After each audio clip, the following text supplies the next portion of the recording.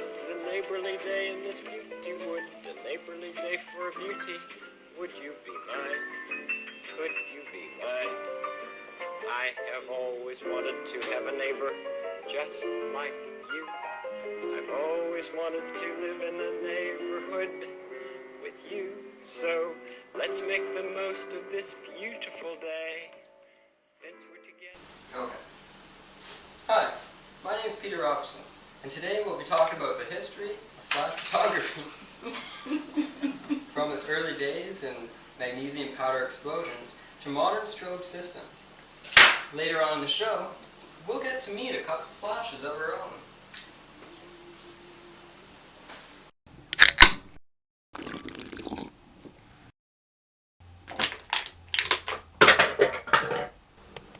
Hey guys, how's it going? Hey, Mr. Robinson! Hey, Mr. Robinson.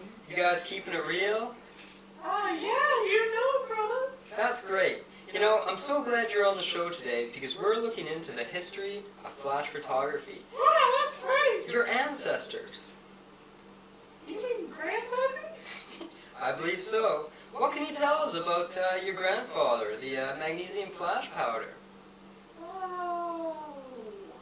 1808. Humphrey Davy isolated the metal magnesium. In 1859, Professor Robert William Bunsen, famous for the Bunsen burner, and Sir Henry Enfield Roscoe suggested that magnesium wire could be used as the light source for photography.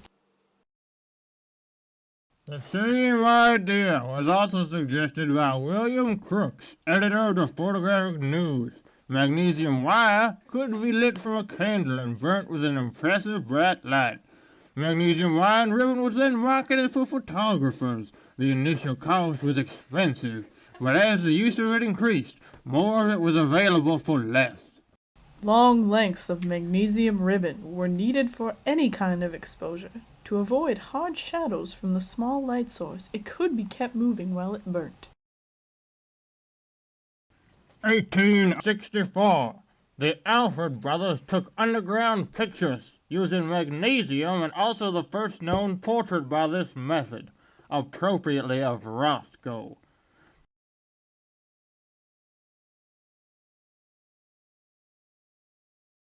All exposures using flash powder were made by a technique known as open flash.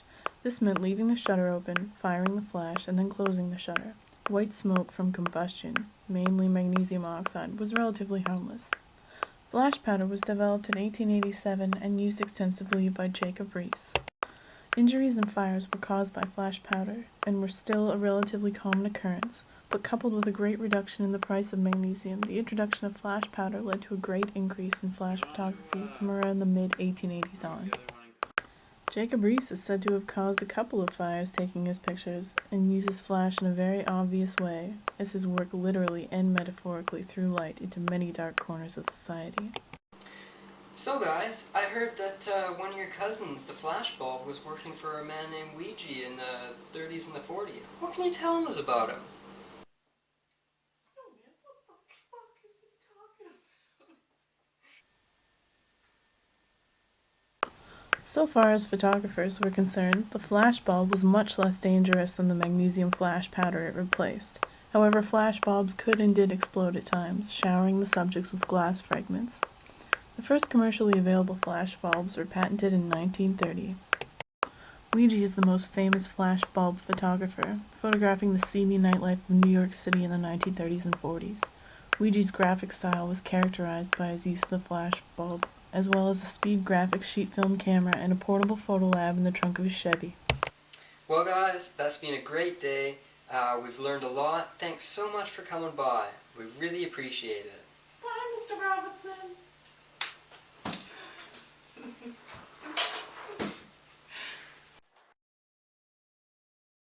So now we know about magnesium flash usage. But how do we fit into the big picture?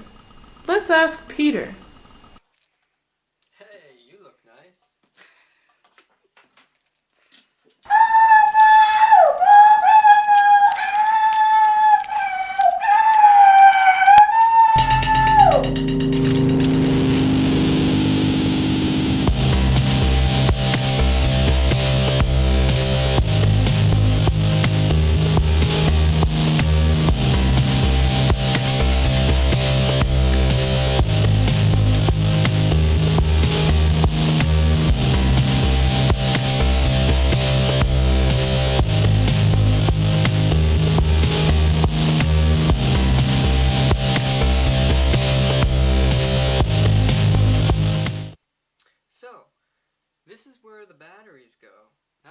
power is stored.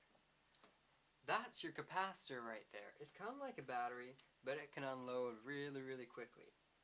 And in there, that's where your xenon strobe tube goes, and that's what makes the light.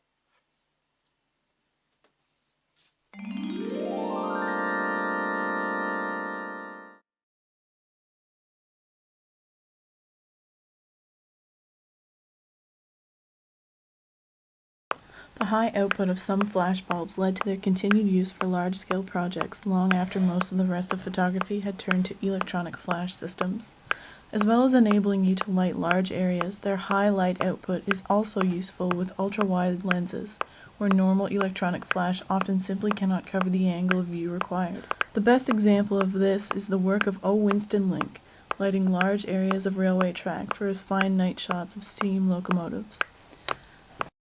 Harold Edgerton was born in 1903 and was a professor of electrical engineering at MIT, and is credited with transforming the stroboscope from a laboratory instrument into a common device seen in nearly every camera. He filed for its patent in 1933. At the time of its invention, Edgerton's stroboscope was used for photographing phenomena that were too bright, too dim, or moved too quickly or too slowly to be captured with traditional photography. In 1934, Edgerton partnered with 2 graduate students from MIT to start a small technical consulting firm, which was later associated with the nuclear effort in the Manhattan Project. Their advances in flash systems for photography led to their commission from the U.S. Army to develop a superpowered flash for night aerial photography during World War II. Edgerton's system allowed airplanes to do nocturnal reconnaissance work. During the last 30 years of his life, Edgerton concentrated on sonar and underwater photography, illuminating the ocean for undersea explorers such as Jacques Cousteau. Philip Lorca de Corsia used hidden strobe lights in New York's Times Square to take candid images of people caught unaware while walking. As passers-by stepped on a marked spot on the sidewalk, de Corsia would take their pictures from a camera equipped with a 500mm lens set on a tripod over 20 feet away.